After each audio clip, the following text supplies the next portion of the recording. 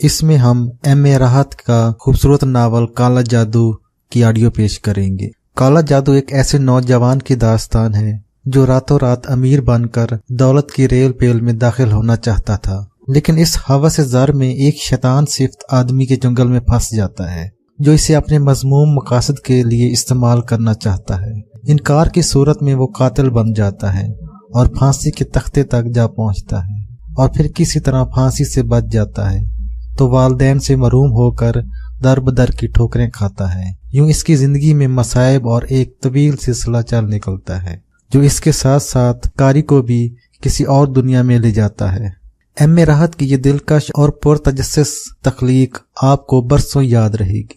جن دوستوں نے ابھی تک اس چینل کو سبسکرائب نہیں کیا تو جلدی سے سبسکرائب کر لیں اور بیل آئیکن دبا دیں تاکہ اچھی کتابوں کی آڈیو آپ تک پہنچتی رہے۔ شکریہ۔ چلیے شروع کرتے ہیں۔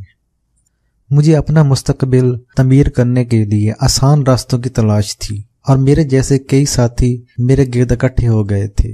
ہم دوسروں کی محنت پر گزارا کرتے تھے اور ہم سے محبت کرنے والے، ہمیں چاہنے والے، ہمیں ہماری ضرورت کے لیے دیتے تھے۔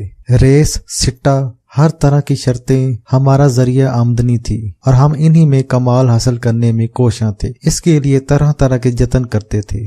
رفیق کہتا، کچھ ہونا چاہیے استاد، کوئی لمبا ہاتھ لگ جائے تو پبارہ ہو جائے۔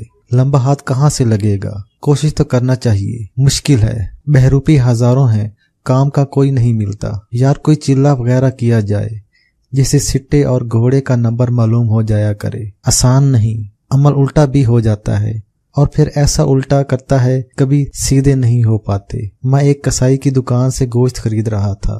دست کا گوشت کسائی نے بڑی ہڈی سے گوشت صاف کیا اور پھر ہڈی کو وقت مار کر توڑا اور ایک طرف ڈال دیا۔ یہ عمل میں نے بیشتر کسائیوں کو کرتے ہوئے دیکھا تھا۔ اس دن پوچھے بغیر نہ رہ سکا۔ شیخ جی ایک بات تو بتائیے، آپ لوگ اس ہڈی کو توڑ کر کیوں پھینک دیتے ہیں جبکہ دوسری ہڈیوں کے ساتھ آپ ایسا نہیں کرتے؟ میاں جی باپ دادے کی روایت ہوئے ہے، یہ ثابت ہڈی سفلی علم کرنے والوں کے کام آوے۔ بزرگوں کا کہنا ہے کہ اسے ہمیشہ توڑ کر پھینکنا چاہیے، اس سے سفلی عمل ہوتا ہے۔ یہی سنا ہے جی، سفلی عمل ہوتا ہے۔ اور یہ ہڈی کہاں استعمال ہوتی ہے اس بارے میں تو کچھ نہیں معلوم، لیکن ذہن بھٹک گیا تھا۔ دوستوں سے تذکرہ کیا تو انہیں بھی دلچسپی پیدا ہو گئی۔ ایک جاننے والے بزرگ سے ملاقات ہوئی اور ان سے یہی سوال کیا تو وہ بولے، ہاں میاں، گندے علم تو ہوتے ہیں، ایمان کھونے میں کتنی دیر لگے ہے، مگر مسلمان بچے ہو ایسی باتوں کے بارے میں سوچنا بھی گناہ ہے۔ سنا اور کان سے اڑا دیا۔ کسی سفلی علم والے کی تلاش شروع کر دی۔ میرا شہر بڑا خوبصورت تھا، زندگی سے بھرپور، چھوٹی بڑی عمارتوں، بازاروں اور سنتوں سے سجا ہوا۔ مشرق میں لہلہاتے کھیت حد نگاہ تک چلے گئے تھے، مغرب میں نگاہ کی حد سے خوبصورت پہاڑی ٹیلوں کا سلسلہ شروع ہو جاتا تھا۔ ریس کورس کا میدان اسی سمت تھا اور اسی طرف سے پیر بھاگن کے مزار کا راستہ تھا۔ ریس میں دوڑنے والے گھوڑوں کا مشاہدہ میرا دلچسپ مشغلہ تھا اور اکثر عام دنوں میں بھی اس طرف نکل آتا تھا۔ اس دن بھی ایسا ہی ہوا۔ دیر تک استبل میں بندھے ہوئے گھوڑوں کی ناز برداری دیکھتا رہا، پھر یوں ہی آوارہ گردی کرتا ہوا ٹیلوں کی طرف نکل گیا۔ خاموشی اور سناٹا چھایا ہوا تھا، دور دور تک کسی زیرو کا وجود نہیں تھا۔ چھوٹے چھوٹے پتھر آواز پیدا کر رہے تھے۔ کافی دور نکل آیا، پھر ایک طرف نظر اٹھی اور ٹھٹک کر رہ گیا۔ وہ انسان ہی تھا، بہت چھوٹے قد کا مالک، سوکھا بدن، گھٹا ہوا سر، اوپری بدن برہنہ، نچلے جسم پر چھوٹی سی دھوتی بندھی ہوئی، گلے میں جیوں پڑا ہوا، آنکھیں بند کیے ہوئے ایک نکیلے پتھر پر ایک پاؤں سے کھڑا ہوا تھا۔ دور سے اس کا چہرہ صاف نہیں نظر آ رہا تھا۔ دلچسپی پیدا ہو گئی اور تیز قدموں سے چلتا ہوا اس کے قریب پہنچ گیا۔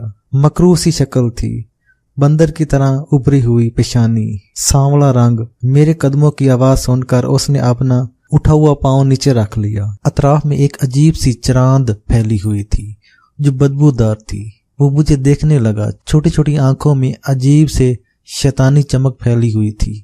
مجھے دیکھ کر مسکرایا اور اپنی چھوٹی چھوٹی چمکیلی آنکھوں سے مجھے دیکھتا رہا۔ اس کے چہرے پر پھیلی مسکراہٹ بھی شیطانیت لیے ہوئے تھی۔ نہ جانے کیوں مجھے اپنے بدن میں کچھ جھرجھری سی محسوس ہوئی۔ ریڑھ کی ہڈی میں ایک شدید سرد لہر دوڑ گئی۔ کاہے رے چھورا، کاہے؟ ٹکر ٹکر دیکھے ہے۔ اس کی باریک سی آواز ابھری۔ जो इसकी शख्सियत से हम आहंग लगती थी। कौन हो तुम? मैंने संभल कर कहा और इसकी मुस्कुराहट गहरी हो गई। जो कोई भी हैं तेरे काम के, इसने मखसूस आवाज में जवाब दिया। साधु हो? मैंने इसके हुलिये को देखते हुए पूछा।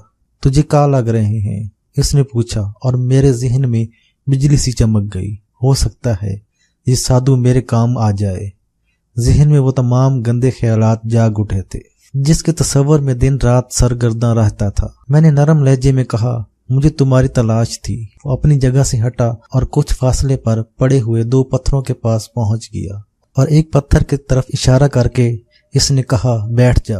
और मैं खामोशी से बैठ गया। तू कहा हमारी तलाश थी, तो हम भी तेरे ही लिए यहाँ आए हैं। क्या मतलब? मैंने ताज्जुब से पूछा और वो खामोश होकर मुस्कुराने लगा।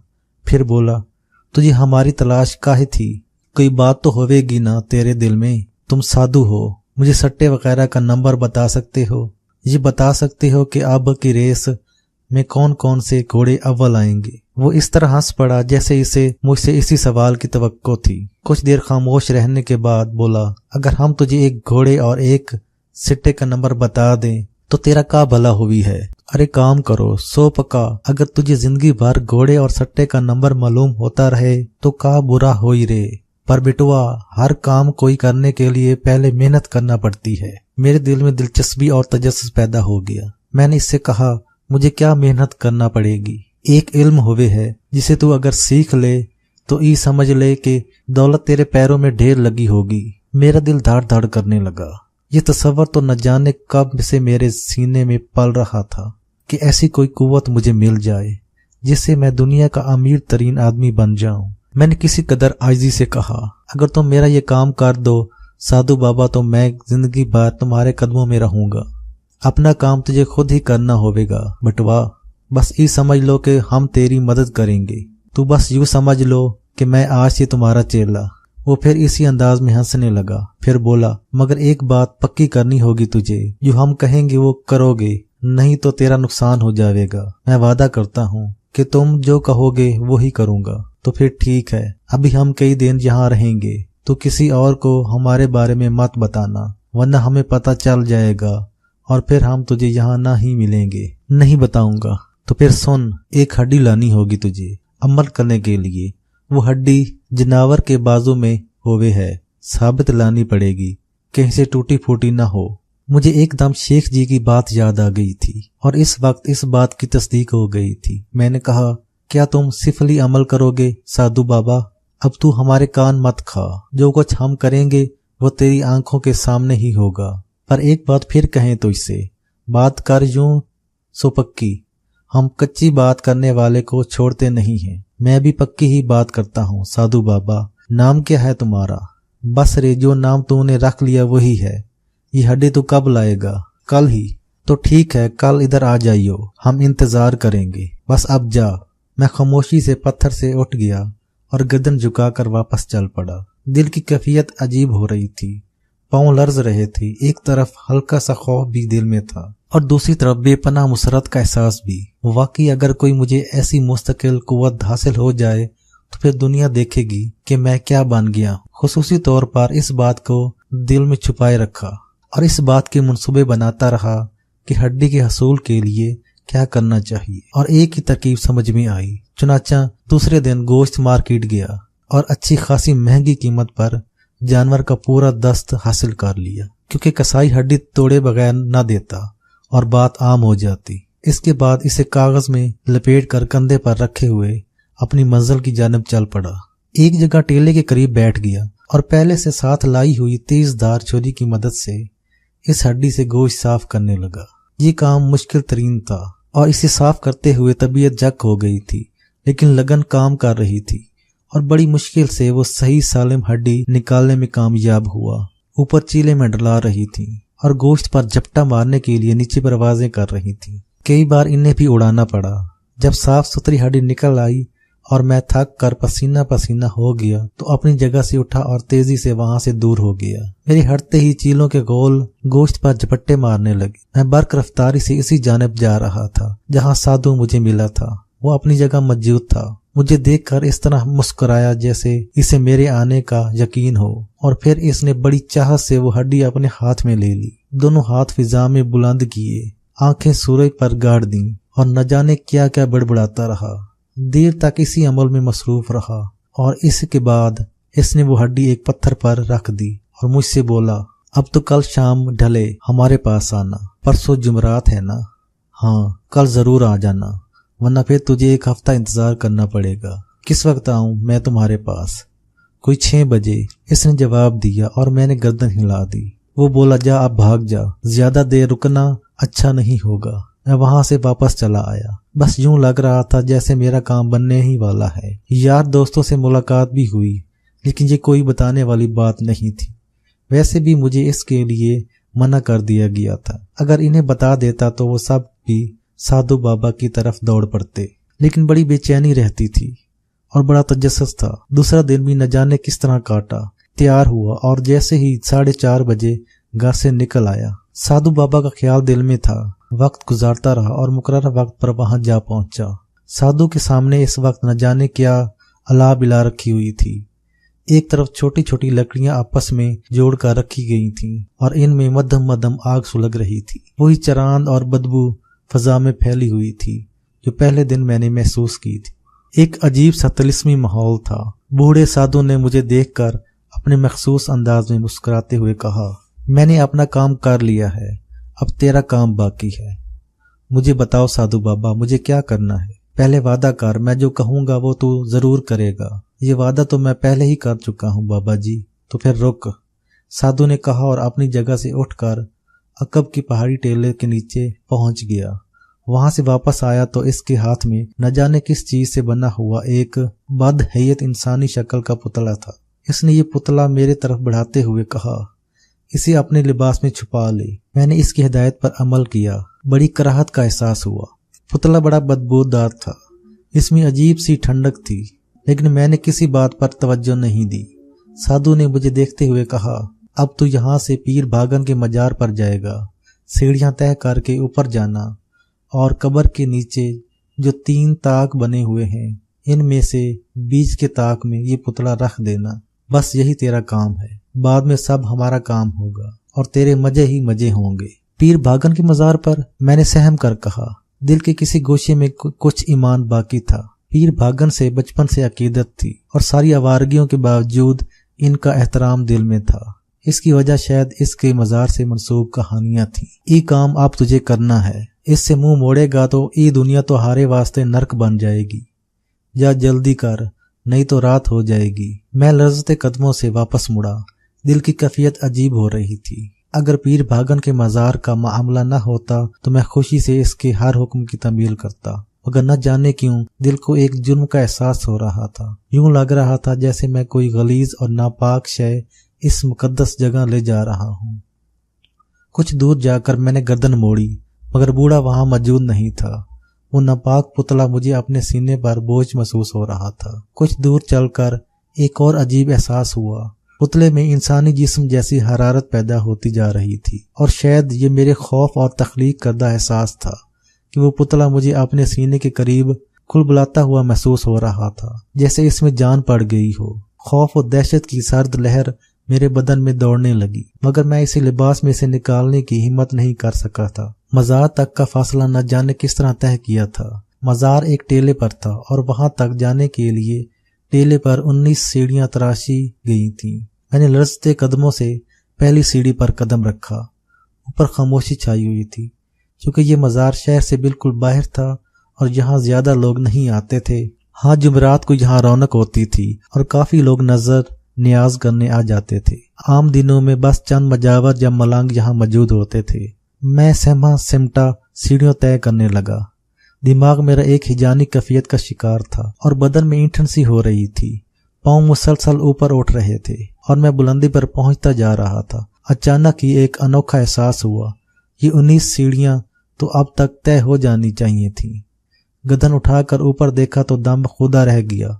ये 19 सीढ़ियां 1900 सीढ़ियां बन गई थी। खौफ के आलम में पलट कर नीचे देखा तो जान सी निकल गई। जमीन सैकड़ों फुट नीचे नजर आ रही थी। बदन पर शदीद कपकपाहट तारी हो गई।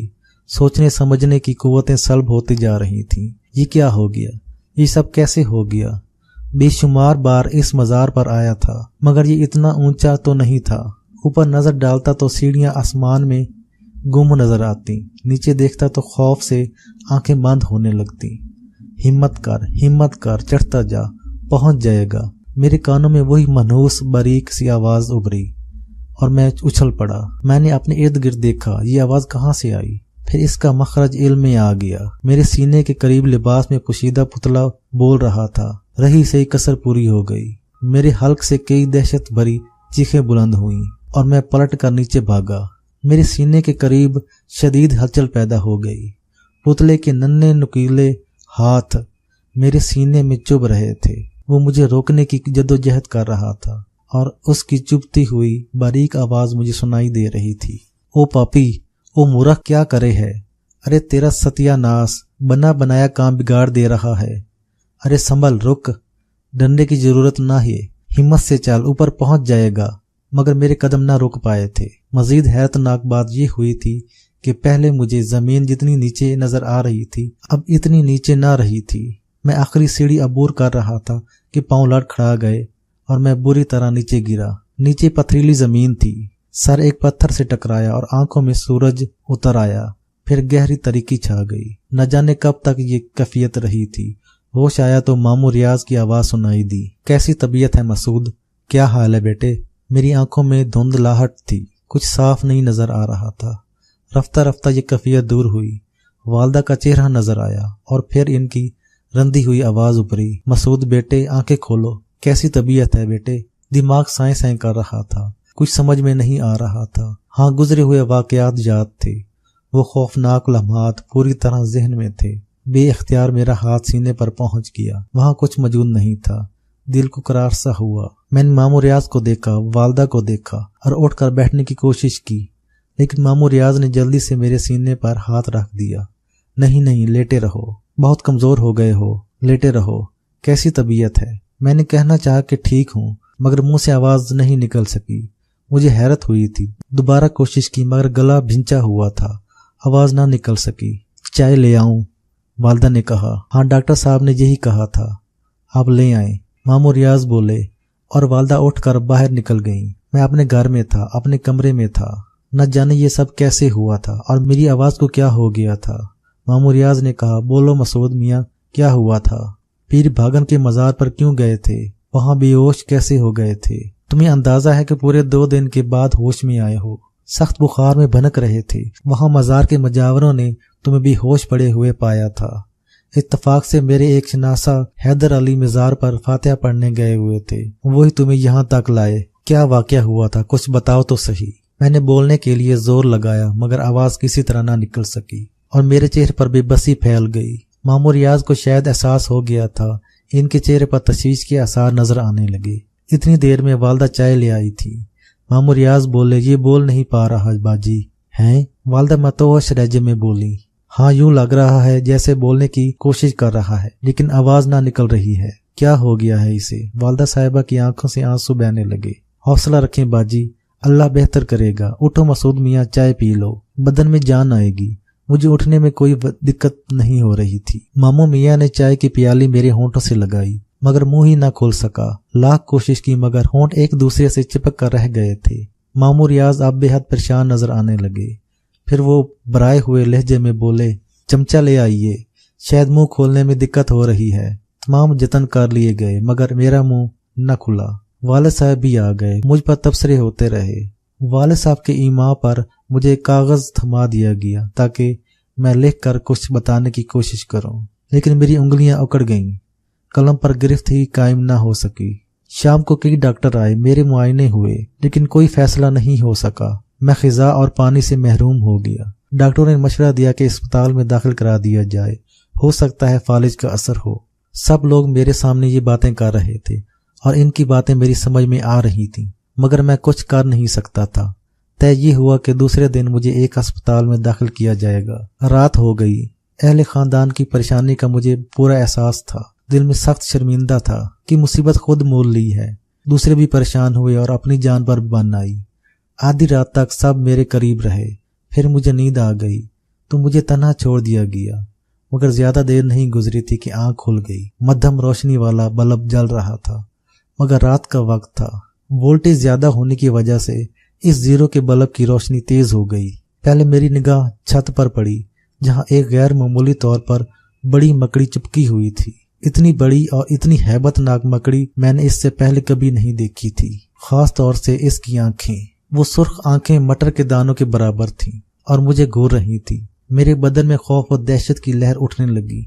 मैं सहमी हुई नजरों से इस भयानक मकड़ी को देखता रहा। अचानक इसने अपनी जगह से जुम्बिश की और अपने बदन के लेसदार मादे का एक तार छोड़ती हुई इसके सहारे नीचे उतरने लगी। इसका निशाना मेरा सीना था। दहशत से मेरा रुआं रुआं कांप रहा था। मकड़ी मेरे सीने पर उतर गई और ये देखकर मेरी सांस रुकने लगी कि इसका चेहरा बूढ़े साधु का चेहरा था। बदन मकड़ी का था और इसका हल्का सा वजन मुझे अपने सीने पर महसूस हो रहा था। फिर बूढ़े साधु की वही मिनमिनाती हुई आवाज मुझे सुनाई दी। तूने वादा खिलाफी की है मूर्ख।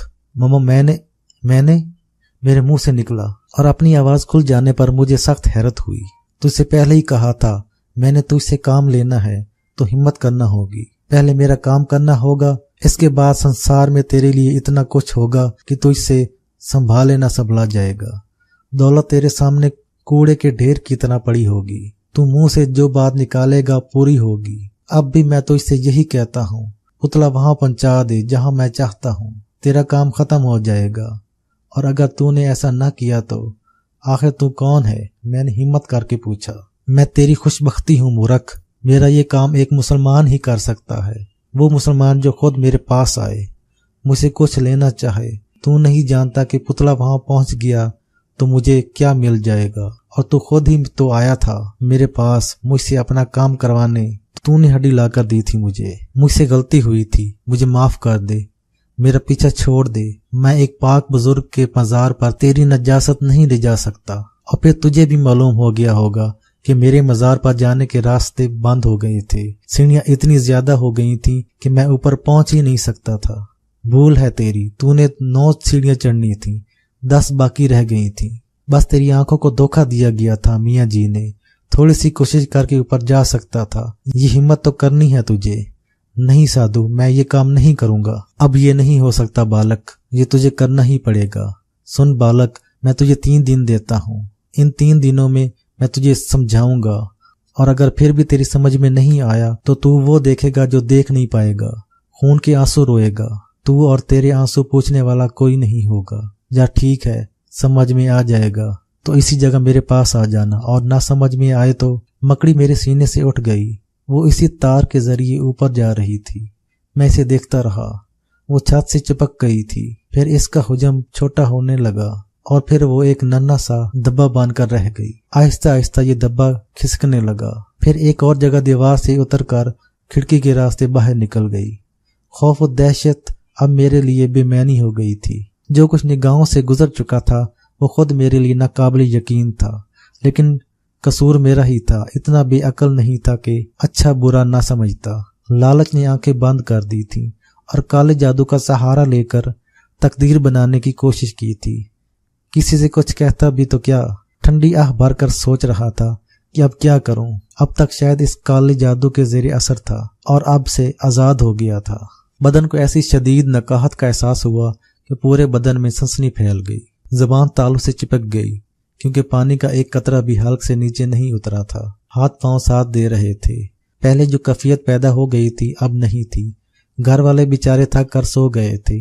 अजीब सी कैफियत हो रही थी मेरी। मैंने इन्हें जगाना मुनासिब नहीं समझा। न जाने किस तरह दीवारें पकड़ पकड़ कर बावर्ची खाने तक जा पहुंचा। रोशनी जलाई और इसके बाद खाने पीने की अशिया तलाश करने लगा। खाना तैयार जरूर किया गया था, लेकिन ज्यों का त्यों रखा हुआ था। घर वाले बेचारे खुद अपनी परेशानी का शिकार हो रहे थे। कोई खाना नहीं खा सका था। मैंने खुद ही पानी पीने की बजाय खाने पीने की कुछ चीजें निकाली और इन्हें खाने में मसरूफ हो गया।